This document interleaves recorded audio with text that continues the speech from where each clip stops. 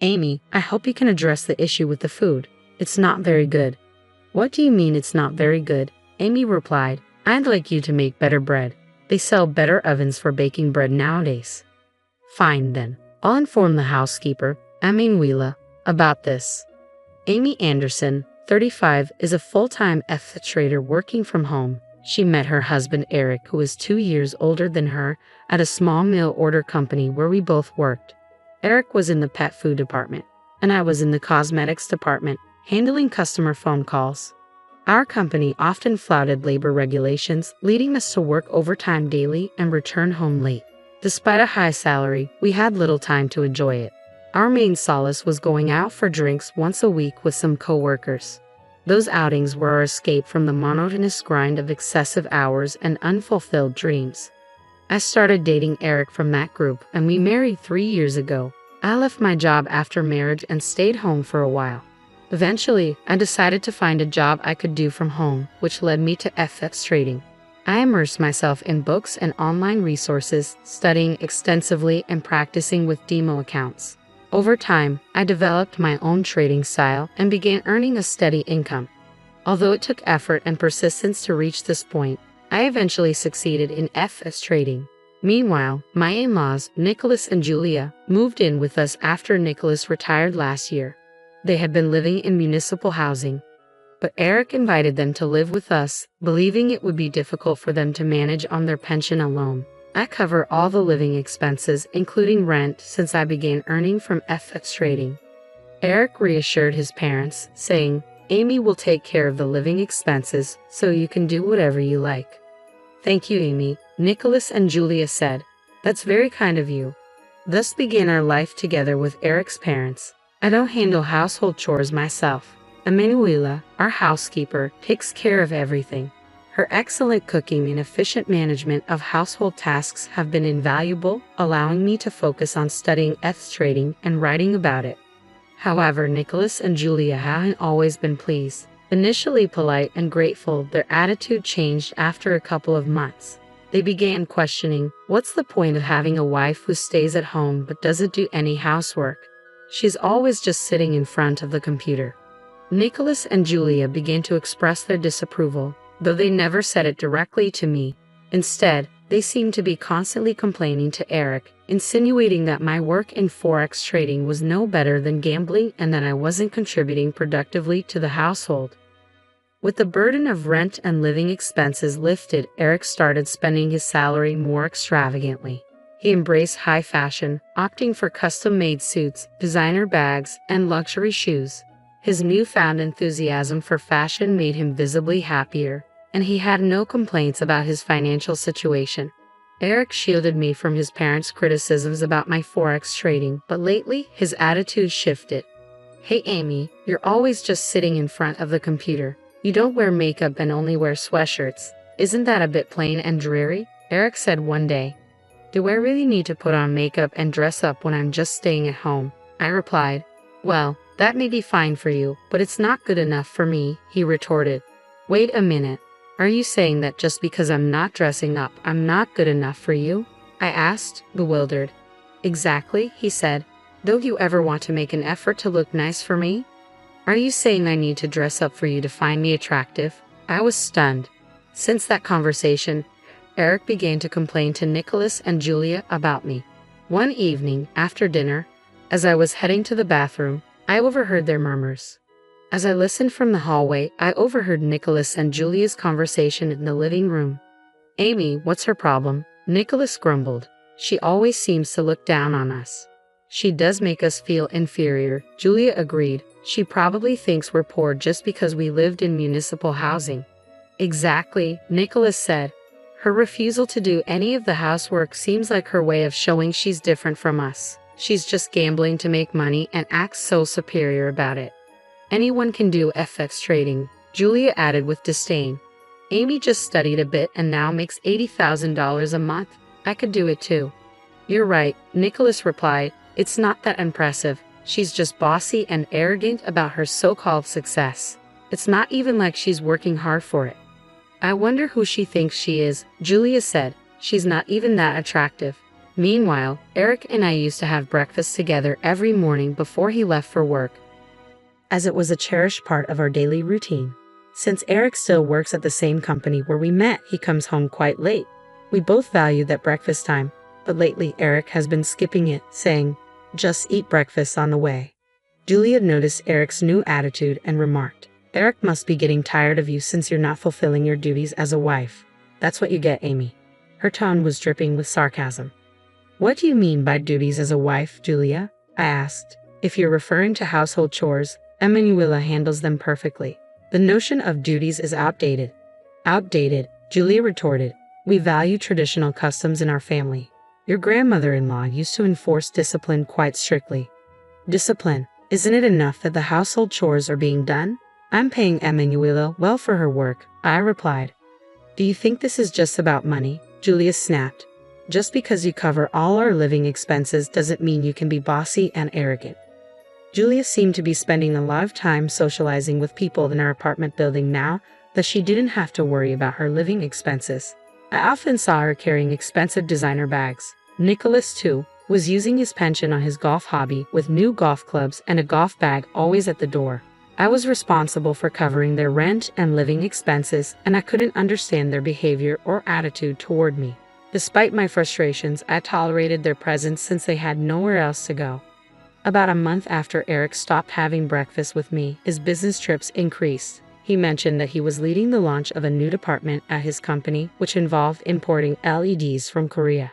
His trips to Korea became more frequent. That weekend, while Eric was away on another business trip to Korea, I decided to have dinner with Lily, a school friend, at a fancy Italian restaurant. I had been to this restaurant with Eric before, so I was surprised when, during the lunch outing with Lily, I saw Eric, who was supposedly on a business trip to Korea. Lily and I were enjoying a glass of wine on the terrace when she pointed inside and said, "Hey Amy, isn't that your husband Eric?" I turned around and saw Eric leaving the restaurant with a woman. At first, I hoped it was a mistake. After all, Eric was supposed to be in Korea. Lily tried to comfort me, but it was unmistakably Eric. Every time Eric claimed he was on a business trip to Korea, it meant he was spending the weekend with another woman. The woman with him was petite, cute, and appeared to be in her early 20s, much younger than Eric, who was 37. I remember Eric once asking me if I wanted him to be attracted to me. Seeing him with someone else confirmed my worst fears. He was definitely cheating. The next day, Monday, I immediately hired a private investigator to look into the affair. At home, I had also been receiving an increasing number of packages addressed to Julia. "Julia, did you buy something again?" I asked one day. "Be quiet, Amy," Julia snapped. "Do I need your permission to buy anything?" "No, that's not what I meant," I replied, concerned. Julia seemed to be obsessed with online shopping, buying high-end brand bags and jewelry. I worried about her getting scammed, as many fake designer items are sold online. That day, while Eric was at work, Julia entered the room. While I was working, Julia called out, "Hey Amy, I need you to look at something." "What is it?" I asked, setting aside my work. "Just come here," she replied. Reluctantly, I followed her to the living room, where she was opening a recently delivered package. Inside, she had purchased 5 bags in a bundle deal, claiming they were cheap. "I think these bags might be fake," Julia said as she opened the package. "Julia, you should be very cautious when buying items online," I advised. "There's a high risk of getting counterfeit products, especially with high-end brands." I was curious about how much Julia had spent on these bags, given their apparent low quality. "What should I do with these 5 bags?" she asked. "First, I recommend contacting the seller to see if they have a return policy," I suggested. Julia attempted to reach out to the seller, but she encountered difficulties. She couldn't find a phone number or any contact information at first. When she eventually found a number and called it, she was told it was no longer in use. Julia had spent a total of $5,000 on these fake bags. The mail order site looked legitimate at first glance, but the bags were listed at an unusually low price. Julia had paid via bank transfer, which meant she couldn't stop the transaction through a credit card dispute.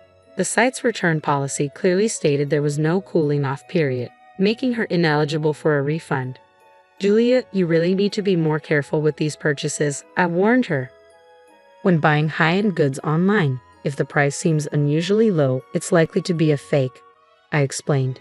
You really need to think it through before making a purchase and not just jump on it because it's cheap. Julia retorted, "Don't act like I don't know what I'm doing, Amy. It's not about that. It's just a waste of money to spend $5,000 on counterfeit goods," I said. "Shut up, shut up, shut up," Julia snapped. Since arguing wasn't helping, I returned to my room to focus on work. That Sunday after dinner, Nicholas suddenly confronted me. "Stop doing FX trading," he demanded. I was golfing with a friend from my old job, and he told me Forex trading is a scam. "You scamming people? What are you talking about?" I asked, surprised. He said Forex trading is a scam. They promise you easy money but are just trying to take your money, Nicholas continued. "Is that what you're doing, Amy?" "No, I'm not scamming anyone or luring people into investments," I clarified. "I use social media to share information about Forex trading through my blog. I'm just trying to help people who are interested."